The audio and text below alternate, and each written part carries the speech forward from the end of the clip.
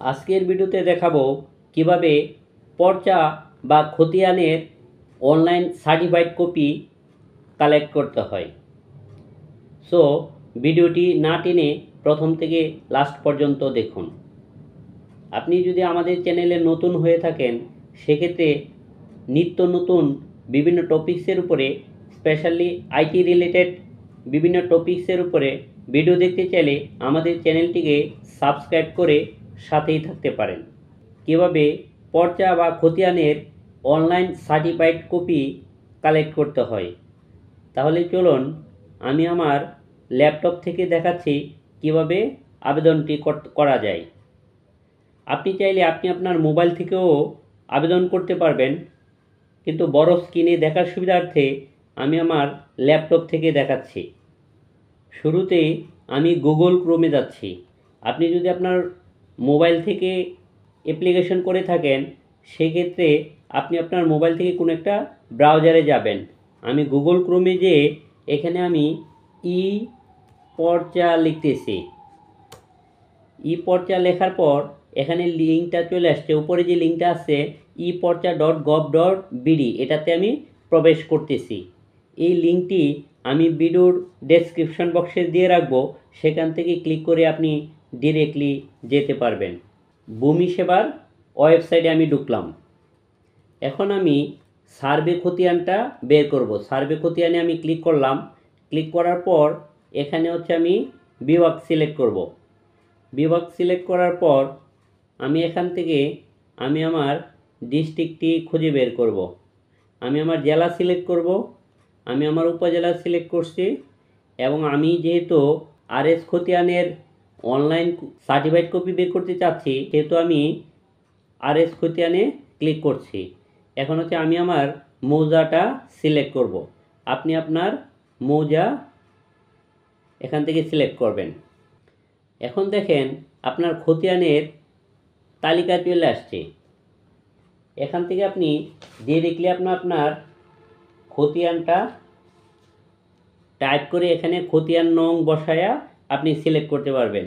যেহেতু এখানে আপনি যাহাই খুঁজেন এখানে খতিয়ান নাম্বার অথবা অধিকতর অনুসন্ধানে যদি আপনি ক্লিক করেন এখানে মালিকের নাম, খতিয়ান নং বা দাগ নাম, এই তিনটার যে কোনো একটা দিয়েও খুঁজতে পারবেন। তো আমি যেটা করব, যেহেতু এটা বাংলায় টাইপ করতে হয়, আমি এখান থেকে গুগল ট্রান্সলেটে যে আমি আমার দাগ নাম্বারটা বাংলায় আমি এখান থেকে লিখে নিচ্ছি।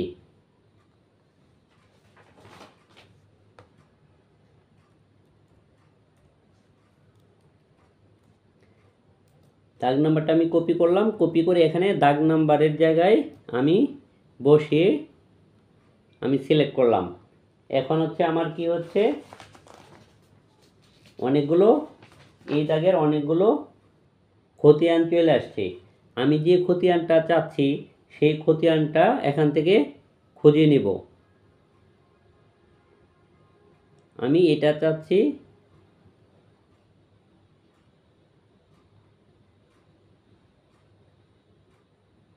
বিস্তারিত যদি আমি ক্লিক করি আমি এখানে বিস্তারিত দেখতে পাবো। তো আমি খতিয়ানের আবেদনে আমি ক্লিক করতেছি। এখন খতিয়ানের আবেদনে এখানে আসার পর আপনি এখানে দেখবেন খতিয়ানের আবেদনের একটা ফর্ম চলে আসছে।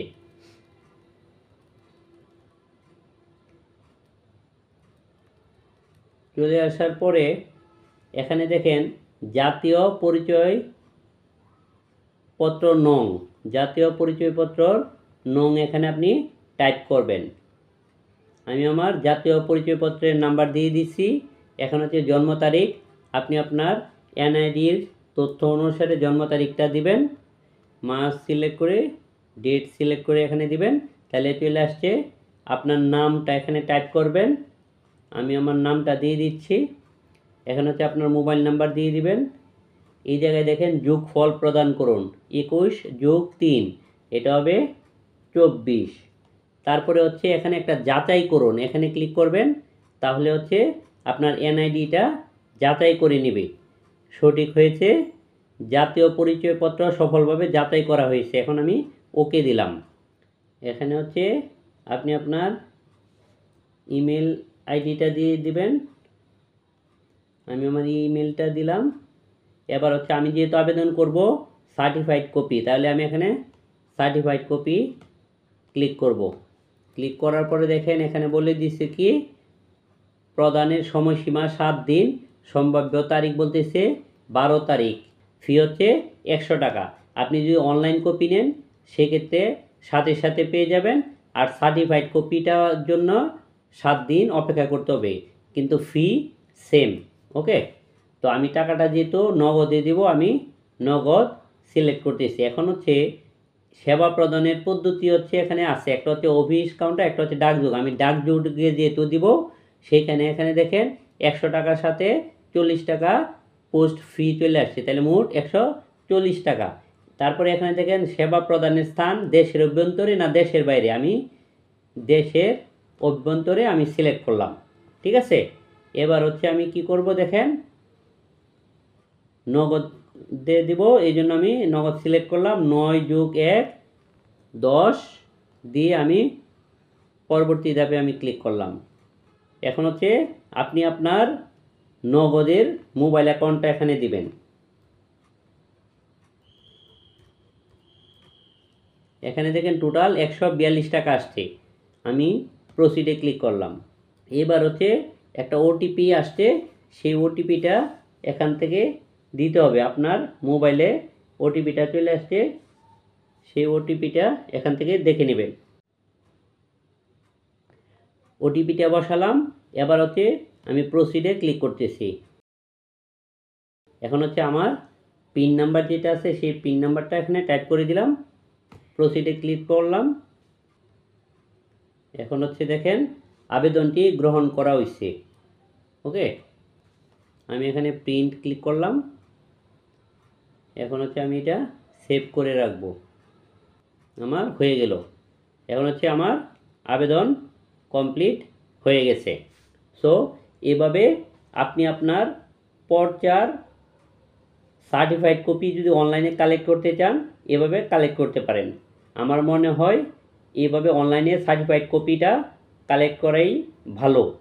আপনি যদি কাউকে যদি দেন সেক্ষেত্রে 300 থেকে 500 টাকা পর্যন্ত নেবে। কেউ যদি কালেক্ট করে দেয় সেও আবার আপনার কাছ থেকে এইরকম 2-3 দিন সময় নেবে।